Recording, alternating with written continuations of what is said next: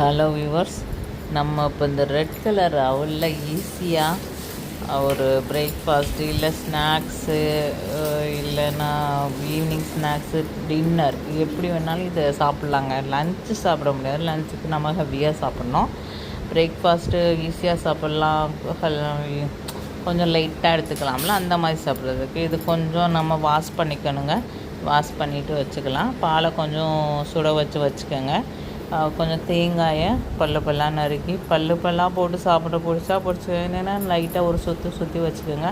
பாலை நல்லா சுட வச்சுட்டு ஒரு பவுல் எடுத்துகிட்டு நம்ம கழுவி வச்ச ரெட் கலர் அவலை போட்டுட்டு பால் நல்லா சுட வச்சுட்டு அந்த பாலை இதில் ஊற்றி நம்ம தேங்காயை லைட்டாக ஒரு சுற்றிட்டு மிக்சியில் அந்த தேங்காய் திருவலையும் இதில் போட்டுக்கணுங்க. அந்த தேங்காய் திருவல், பால், கொஞ்சம் நாட்டு சக்கரை எல்லாம் மதுரையில் இப்போ வாங்கிட்டு வந்தால் நான் போன வீடியோவில் காமிச்சிருந்தேன். அதெல்லாம் சேர்த்து என்னென்ன டிஷ் பண்ணுறேன்னு விளாகில் சொல்லியிருந்தேங்க. இப்போ அதெல்லாம் சேர்த்து தான் நம்ம பண்ணுறோம். அதெல்லாம் சேர்த்து தான் இப்போ நான் இது பண்ணுறேன். இந்த பாலை சுட வச்சுட்டு தேங்காயை ஆல்ரெடி ஒரு லைட்டாக ஒரு கிரைண்டு பண்ணி எடுத்துக்கலாம். அதுக்குள்ளே பாலம் சுட்டுருச்சு.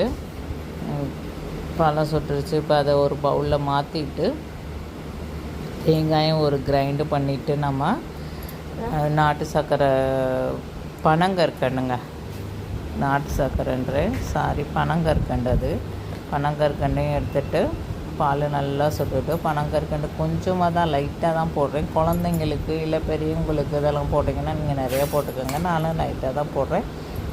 தேங்காய் திருவள் 2-3 ஸ்பூன் போட்டுக்கோங்க. பாலை நல்லா சுட வச்சுக்கோங்க. பாலை சுட வச்சு அதில் போட்டுக்கோங்க, ஊற்றிக்கோங்க. பால் நல்லா அதில் நல்லா முங்குற அளவுக்கு நல்லா ஃபில் ஆகிற அளவுக்கு ஊற்றிக்கோங்க. பால் எவ்வளோ தேவையோ அவ்வளோ ஊற்றிக்கோங்க. நல்லா குழந்தைங்களுக்கு சாப்பிட்னா நிறையாவே ஊற்றிக்கலாம். நல்லா மிக்ஸ் பண்ணி விட்டுக்கோங்க. மிக்ஸ் பண்ணி விட்டுட்டு ஆனால் அந்த அவல் கொஞ்சம் ஊறுறதுக்கு தான் கொஞ்சம் டைம் எடுக்கும். ஒயிட் எவ்வளோனா நம்ம 5 நிமிஷத்தில் ஆகிடும். இது கொஞ்சம் டைம் எடுக்குது, 1/2 மணி நேரம் ஆகுது நம்ம திருப்பி சாப்பிட்றதுக்கு. மூடி வச்சுக்கோங்க. மூடி வச்சுட்டு 1/2 hour கழித்து பார்த்திங்கன்னா அது நல்லா ஊறி இருக்கும். ஊறினோன்னா எனக்கு என்கிட்ட நட்ஸ் அண்டு சீட்ஸ் இருக்குது. நான் அதையும் மேலாப்பில் போட்டுட்டு பிரேக்ஃபாஸ்ட்டு இதாங்க சாப்பிட்டேன். நீங்களும் இந்த மெத்தடில் ட்ரை பண்ணி பாருங்கள். என்னோடய சேனல் பிடிச்சிருந்தால் லைக் பண்ணுங்கள், ஷேர் பண்ணுங்கள், சப்ஸ்கிரைப் பண்ணுங்கங்க.